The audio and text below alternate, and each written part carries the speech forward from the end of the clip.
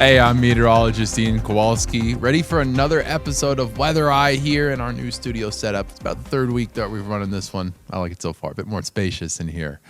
Now, as for local weather, you haven't seen that much, of course. We're pushing into the upper 90s here in the Grand Valley and across the western slope valleys, and even at elevation, you're still getting into the 80s unless you go all the way up, maybe even to Glenwood, and you might be able to push into 70s here and there. But point is, western Colorado is warm, it's dry, and we're feeling like summer about 2 weeks ahead of schedule. Today is the 4th, and of course, we don't actually start summer until the 21st of June, and so we are kind of getting an early taste of that, but I will go a step further and say that we're going to be in this pattern for a while. In fact, across much of the United States, there's really only going to be dry. We'll be managing to focusing in on the last couple of parts that actually are going to see some severe weather, including right now as we're recording, up towards South Dakota, for instance, and into the Midwest. We can see this front building as we look over across Iowa right now, a little bit over towards Omaha, Nebraska too. So here is what we're looking at in terms of our overall setup right now in terms of active weather in the country. The main zone actually of our severe threat is over towards South Dakota, but you notice we're not really seeing much there right now. This is kind of the front end of our event that's going to continue as we move later on into the day, and you can see over towards Rapid City on our map. Starting to see some storms build up there too. So let's take a look at what our overall threat is across the country right now. Here's our Storm Prediction Center day one. You can kind of see what I'm talking about a bit more now with our yellow slight zone all across in South Dakota generally. And then you can see our change from marginal risk to that lighter green, which is basically just there's active weather, maybe a thunderstorm here and there, but nothing too extreme. And that's right where those storms are forming. That's our frontal boundary. So usually if you look at the SPC map and you have the right eye for it, you can kind of tell, again, where those fronts are generally going to at least stop or hang out. And then, of course, where you're going to see that stronger severe weather threat with our slight risk and that yellow over across South Dakota. Now, another thing I do actually want to point out is some places are looking for relief when it comes to storms. You will notice it's all here in the center portion of the country. Now, all of us are looking very warm and very dry, of course.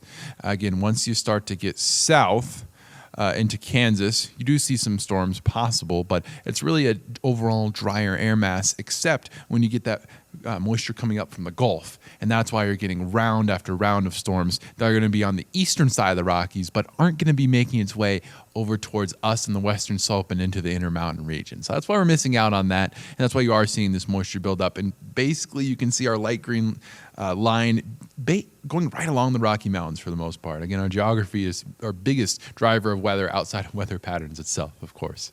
And you will notice really nothing going on over towards our east. Now, Tennessee and the Tennessee Valley as a whole has been a place that has actually seen a bit too much severe weather, a bit too much water, which certainly we would be happy to take some of it, but unfortunately there have been flooding concerns for our friends over towards the eastern portion of the United States. So we're going to take a little look over towards the Tennessee Valley region to see some of the active weather that has been ongoing there and the results of it. And then we'll come right back here and talk about a little bit more about South Dakota, what's going on in the country nationally right now. Take a look. We really thought we were going to die. Yeah, a certain amount of resignation. I mean, you know, at first you don't get there, but as the water just kept coming and coming and the boat didn't, you know, it's like, oh my God, you know, this is done. Tanya Barrios woke up early to what she thought were rodents beneath the house, but it wasn't scratching at all. It was water surging across their porch. She rushed to wake her husband. Within moments, they were grabbing their pets and trying to stay ahead of the rising flood. The water was coming in the front door. So Stephen shut the front door, and within probably about 20 minutes, the water was chest high.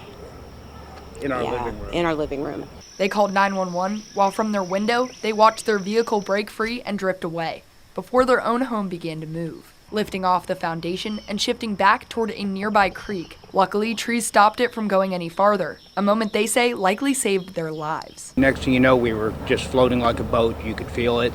And it's like, oh no, you know, what's now? Are we going to tip over? That was the big thought because of the creek behind us. If we'd missed those trees, we would have flipped, and that would have been that. The couple was eventually rescued, but lost everything. Now they're staying in a hotel in Pigeon Forge, trying to process what comes next. They wanted to take us to the hospital because we were cut up from the glass, but we just wanted to get to a hotel room and get dry clothes on because we were soaking wet. And right when we were sitting there, the phones alerted us that we needed to get to high ground, that there was a flash flood warning. And we're like, Yeah. It's a little bit late for that. Just a little bit, yeah. I can't explain it. Yeah. Just blessed. Yeah, I mean, yeah. That's the only word. It's okay, baby. Let's just say we have a renewed sense of faith. Yeah, God had his hand on us, for sure. Very harrowing depiction of that weather ongoing towards our east. So again, happy to see a break in that region in terms of that severe weather. And in terms of those actual rainfall totals, let's take a look, because as again, in the Tennessee Valley, we're looking over towards Johnson City right now. We see those totals that they've gotten over the past 5 days, exceeding 2 inches of rainfall. And again, you got to remember, if you're in a valley region, like for instance, many of us are here on the western slope, when you get that heavy rainfall, you get those strong flooding concerns almost immediately because they just scoop on down right into the center portion of the valley. So people living either on those slopes or in the center portion where those floodplains exist, again, are suffering a lot when you do see those heavier rainfall totals. So even when you see something like, 2 inches, those yellow zones here, as we look at the region right here along I-26, you aren't thinking, necessarily these biggest historic totals by any stretch, but it doesn't really take that much rain. It just takes it to be intense over a short period of time and to be in a place that doesn't necessarily have the infrastructure or, again, to exist on one of those floodplains where you do see those heavier rainfall totals start to build up very quickly. So let's take another look across the country here. We'll move away from our friends over towards the east and along Appalachia. And we're going to go back here as we look over towards the east of the Rocky Mountains and into the West and Midwest. Again, much higher rainfall totals, but you aren't necessarily seeing those big stories because they haven't hit those areas in those valley areas. You see flat regions all across the plains. So you're not getting necessarily as extreme flooding all the time like you would see with, again, say here in a valley on the western slope where it doesn't take as much rainfall. Again, those you saw totals briefly there, getting more towards half a foot of rain in some places. And again, you're not seeing that severe damage. So that's kind of a reason for that.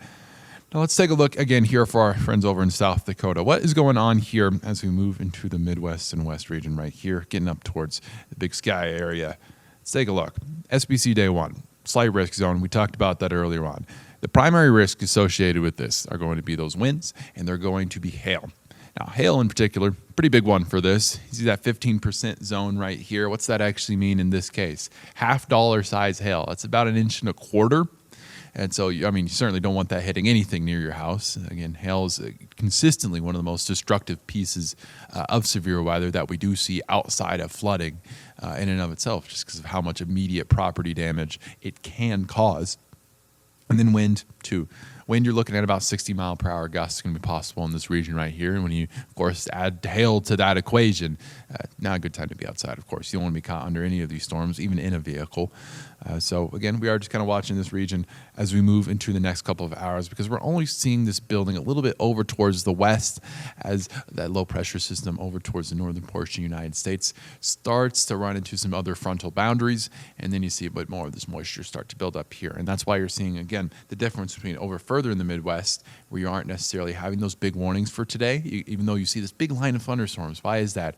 Well, you just don't have the mixing ongoing right there, that contrast between moist and dry air, cold and warm air. So even if you do get those thunderstorms, they don't necessarily have as destructive as results, and they aren't necessarily, say, when you add in a factor like wind shear, for instance, you don't necessarily get those stronger gusts. Look at this. You're seeing along that line where you just saw those storms on our lighter blue on our wind speed chart right here.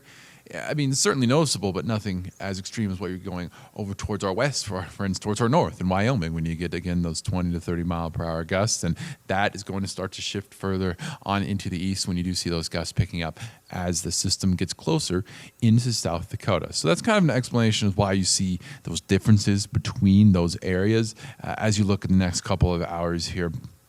In terms of like those rainfall totals that we've seen, again, we haven't really seen that much built up here. Really, most of the active weather is further east in the Midwest right now and not actually in South Dakota. So we're just a little bit ahead of this system when you look at our actual live recording. So I do want to get a kind of a better visual of what we're building up here. Here is our IR satellite to kind of just give you a better look at where everything is actually coming from You can see the line of storms actually starting to build up here once you get just a little bit west of the border with South Dakota over here towards Casper, Wyoming. Here, that's where you're actually seeing that build up. That's where those stronger storms are coming from. It's going to take a little bit of time to actually get that wind shear. That's one of the big drivers of this storm system, the differences in wind speed between different layers of the atmosphere, as well as wind direction in different layers of the atmosphere. That's why you get that wind shear. That's, again, one of, as I've said ad nauseum, I'm sure, on this show, shear is basically one of the biggest tools you need to actually start to squeeze out some of that stronger, some of that more severe weather across the United States. It's one of the big things because of our jet stream here in the U.S. It's one of those big drivers of why we see such one-of-a-kind weather across the United States. So, again, that's just kind of another look at what's going on nationally. You can take kind of a broader look at what's going on across the country, too. And you will notice not too much going on here. That's probably not too surprising for those of you in the western slope right here. Now, you do see a little bit going on here down towards the border with Mexico. There's some moisture building up there as it comes up from the Gulf.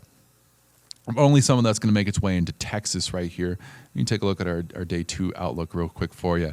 As we said, there's going to be some light rain, some potentially moderate rainfall. Light's probably selling a little bit short. Maybe a thunderstorm here or there, but really not these big severe events. Even as you look at day 2, this is tomorrow, day 3.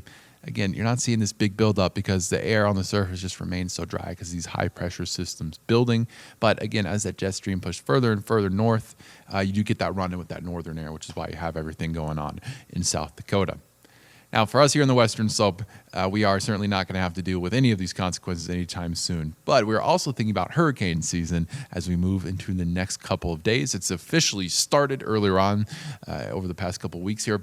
So what's going to be happening next with that? Well, cities are already making their preparations. I want to take a look down towards Louisiana, just kind of give you an overview of what things those more coastline cities start to take into account once you see hurricane season build up more.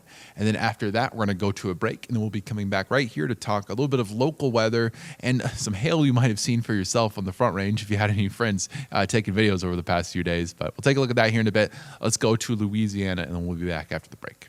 Forecasters expect a slightly below average Atlantic hurricane season this year as they project around 13 named storms and 6 hurricanes, with 2 reaching major hurricane strength at Category 3 or higher. But local leaders say those numbers don't change the risk. In Jefferson Parish, crews have been reviewing response plans and making sure equipment is ready to go.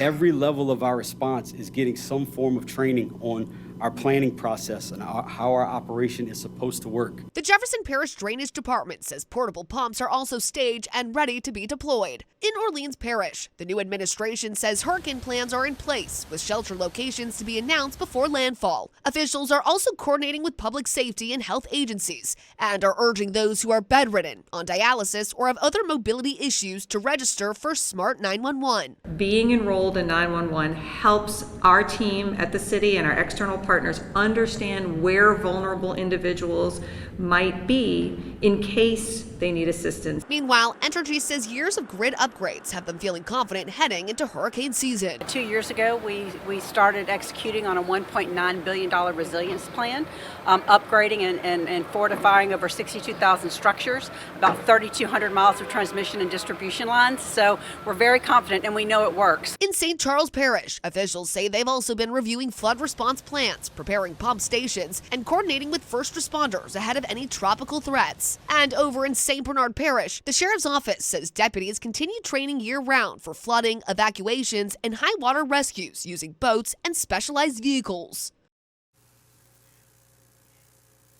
Hey, I'm meteorologist Ian Kowalski, back again from our break. Earlier on in the show, we talked about some severe weather in South Dakota, as well as taking a look at hurricane season and flooding over in the Tennessee Valley. But now we're moving back to the western slope, and many of you are already expecting warm, dry, not too much happening on right now here in western Colorado. We're stuck under a dry mass of air, and all of that moisture is getting trapped to our friends in the eastern side of the divide. So let's take a look at our upper level flow. What's it actually going to mean? Nothing really for us, because this low is just going to go on the eastern side of the Rockies, and we're going to be trapped in this drier, warmer side of the air mass. And so we're not really getting any too big changes until we get towards the back end of next week. Then it might be a little bit of a mix up there. Here is drought. Let's take a look at this. We're just going to zoom all the way into Mesa County here. Make it quick on this. Extreme drought here in Mesa County. No surprises there. Remember, this updates every single Thursday and no changes. We are at, for our snowpack, 13% of our average compared to where we should be. So we should be at 100% for this time of year on the 4th of June. We are at 13%. So no surprises there. We are already prepping for potential for some very strong crop loss within state here in Colorado. And that will, of course, trickle down to affect us here just living our day-to-day lives on the Western Slope, not just outside of the agricultural community, who are unfortunately, again, having to make these preparations well ahead of time because we are so low on that snow. And the effects are only going to become more and more apparent as we get later on into the season. I know Montrose is doing a little bit better, but I do want to point out, though, that Montrose is in the orange zone. Here, it's a little bit covered up by our graphic now, but it was just in the moderate zone, so it has actually been upgraded down towards Montrose. So what is that going to mean across the state? Let's take a look at another package to talk about drought here across Colorado. And then we're going to come back. We'll talk local weather. Unfortunately, I don't have much relief coming up for us. We're only building into the upper 90s here in Grand Junction. So we'll take a look at that here in a moment, as well as some red flag concerns. Let's take a look at drought package. The Colorado Drought Task Force is calling for Governor Jared Polis to take action and move our state's drought plan to its highest level, Phase 3, to further address the dry conditions. El Nino coming in is not going to save us from the problems we're going to have with the stream flows and the water supply this summer. It would let Polis issue executive orders to help and could unlock more state and federal funding, including asking President Donald Trump for a federal disaster declaration.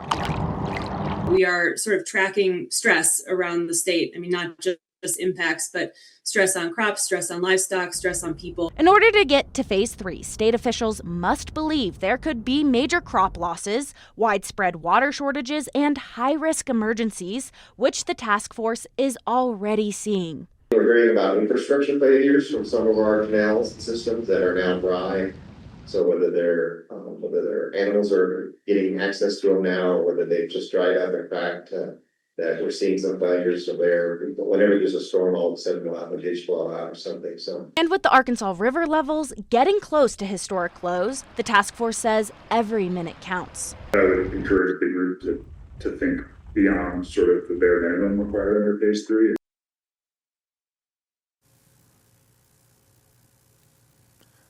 All right, so we did take a look at that drought. Unfortunately, no big help coming our way either. In fact, fire weather concerns are now something we're thinking about in the Western Slope. I've been talking about them on air for a couple days. We're narrowing in on Saturday as a day where we do see an increased chance of not only the strong temperatures, we're getting into about 98, 99 degrees for the day, just below 100. But on top of that, Saturday will also feature gusts up to 40 miles per hour. So we have a fire weather watch that has already been issued by the National Weather Service for Saturday, a few days ahead of time. And usually when you see them issued this early, 2-3 days out, it's how you know it's usually a day to think about here on the Western Slope. I know you see that corner of pink up there. You already see the red flag warnings being issued in Utah right now once you go north of the Book Cliffs over towards our friends for our west. But for us on the Western Slope, it doesn't matter where you're at, you're seeing those gusts of around 40 miles per hour. Why is that? Well, you saw that low sweeping across the eastern side of the divide earlier on a couple minutes ago. And there's another one coming up from the northwest. You didn't quite get a good view of that, but essentially those two squeezing us right between them is why you're going to start to see those gusts pick up as we move into the next day or so. So do keep in mind, it's not going to be too bad tomorrow. Tonight, nothing too big to talk about. Friday, very similar to what we've seen in previous days, maxing out around 20 miles per hour. Nothing too crazy, nothing we're not used to here in Western Colorado, but certainly worth pointing out. Let's take a look at our futurecast. There's not going to be too much to see, I'll tell you this now. Maybe some clouds here and there as you move overnight into tomorrow, but you're already in those 70s by 8 a.m., and you still know what that means. Getting to those mid to upper 90s. In fact, this model, I have our highs running a few degrees higher. I was in the upper 90s, so do keep that in mind. I'm running even warmer than what you're seeing on our screen here. Getting about up to 98 degrees tomorrow, I would say. Friday, 8 o'clock, again, Still 90 degrees outside. This is very typical for the Western Slope, say in a month or two. But for this time, we haven't even gotten to the summer officially yet. We are running about 5 to 10 degrees above average as we move to the next few days, and that includes Saturday. And you will notice this is the day with those gusts, a little bit of rainfall up towards the divide. So maybe not a great day to climb to the top of a mountain, but for those of us in the valleys, you're not seeing anything as you get into Saturday. But unfortunately, there is some dry lightning concerns associated with that. But that's mostly relegated to the central portion of the divide, maybe a little bit up on the Grand Mesa, but for the most part, you are not going to be experiencing anything unless you go up to Gunnison or Aspen, and that's still on the lighter end of that rainfall. It clears out by the time you get to Sunday, and then you're back into those lower 90s as you get into early next week. Again, little dot of rain up towards the northwestern corner of the state, but really no active weather coming our way anytime soon. A brief cool down, too, associated on Sunday and Monday, getting into those upper 80s. That's about average for this time of year. Why is it changed? Well, it's because of that low we talked about just a little bit ago coming from our northwest. And when you look at some long-range outlooks, I do want to provide at least a small bit of optimism for the front range, more than us on the western slope, in terms of overall drought. It is looking to move into a wetter pattern late next week, once they get to Friday, Saturday of next week. However, do keep in mind, this is not right now expected to mean too much for the western slope, unfortunately. That's why we're only in the slightly above average precipitation outlook zone here in western Colorado. Now, I will say, I was happy to see a bit of active weather as we moved to the front range. All across Colorado, we really do need a big boost of water, especially for the Colorado River. However, something else to point out is not all weather is good weather, as we discussed earlier on the show. It can be very destructive at times, and occasionally you'll get a big thunderstorm just in the middle of the day, and that's what happened for our friends over on the Front Range when a big wave of hail that maybe some of your friends showed you on their phone earlier on this week. It was all over the internet. So let's take another look at that, get a little bit of review on what's happening here in Colorado, and we'll come back and we'll close out the show. From the metro to the eastern plains, hail rained down on Colorado. Living in Bennett, this isn't your first time seeing this. It's not our first rodeo out here, that's for sure, with the hail. Sean Polino's lived here 14 years, but storms can still surprise him. I've never seen it this big before, so it was about golf ball size, and it was hitting the ground so hard that it was bouncing up to the second story eye level where I was. At a grocery store in town, it actually just broke. Hail pounded on skylights. My daughter works here, and she just texted me and said it blew out the skylights and everybody went to the walk-in meat cooler. And an hour later, the sun came out and cleanup began, with protective blankets left on cars and those on the road left checking for damage. I pulled in the garage and tried to keep the car protected, but it came in quick and now it's gone, and glad it's gone now. Did you get any damage on your car? No, none that came through, but had to wash it off and make sure, check the windshield didn't break or anything, so yeah, thankfully it got away. But locals are still keeping an eye on the sky. Make sure you know what's coming through and make sure you know everything that is coming our way, because the planes get it pretty hard coming off the mountains. Yeah, we're not getting any of that anytime soon. That is for sure. That's all for our friends on the other side of the Rockies. So let's take a look at our futurecast a bit further out. There's still rain ongoing in the Front Range. As we discussed, the Rocky Mountains are this big barrier between us and all that moisture, and they are not relenting anytime soon. We're only going to see that rain in Colorado over for our friends towards Denver, Colorado Springs, Pueblo. Not too much in Fort Collins, though, at least, because it's all coming up from the south. So you're going to look at that here. A little bit in the San Juans, too, maybe all the way down towards Durango and Cortez. But even then, you're not seeing a big amount in the valleys. You really got to get further south for that moisture to actually start to build. Now we're looking at Saturday. A little bit more. Again, another of that wave. Again, all that moisture being brought up from the Gulf. We're just not getting it. It's all trapped on the other side of the divide. A little bit down towards New Mexico, too. That's most you're seeing. Northwestern corner of the state, a little bit up there. But again, it's not really valley-based. It's mostly for the mountains. Again, we're just not seeing any big changes coming up in our forecast. I really wish I had more for you in terms of, we're finally getting relief from all this heat and dryness. But no, we're just starting summer a couple weeks early. It's looking like what we're seeing here on the western slope. And so as we look across the country, we saw that front spilling over towards the Midwest, heading on its way into Illinois. We talked about earlier on, a little bit ongoing in Texas too. Again, just kind of a review. Really, it's the same couple of systems over the next couple of days that I showed you earlier on that are going to be causing active weather across the country. No big changes there, but you do see a bit of a buildup once you get to Saturday. That same amount of Gulf moisture that I was discussing really starts to run into that system coming down from the north, causing things in South Dakota. And that's when you get that activity going down towards Missouri and heading in towards the rest of the Midwest as you go into Monday. But there's really not that much you're seeing in Colorado. Notice that. Again, still on the drier side of things for the most part. Here's a time lapse from earlier on this week. Really, just a nice cloud here or there. Very picturesque, of course, as the western slope always is. But, some light rainfall. I don't think anyone would complain about at this point. But we are not getting that anytime soon. Instead, we are seeing summer-like conditions before we've even started the season here as we move into the upper 90s by the time you get into tomorrow here on the 5th here in western Colorado. So in terms of tips I have for you with this weather upcoming, just wear your light long sleeve shirts to keep you out of the sun, your sunscreen, carry your water bottle with you. I imagine most of you are already taking those precautions, but hey, maybe one or two you are new to the area. In that case, I'm telling you now, even though it's dry, that does not mean you cannot stay hydrated all the time.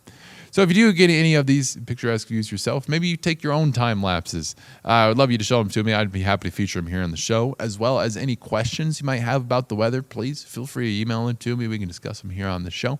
Kowalski at KREX.TV. And that is about it for our show this week. Remember, it's going to be warm. It's going to be dry.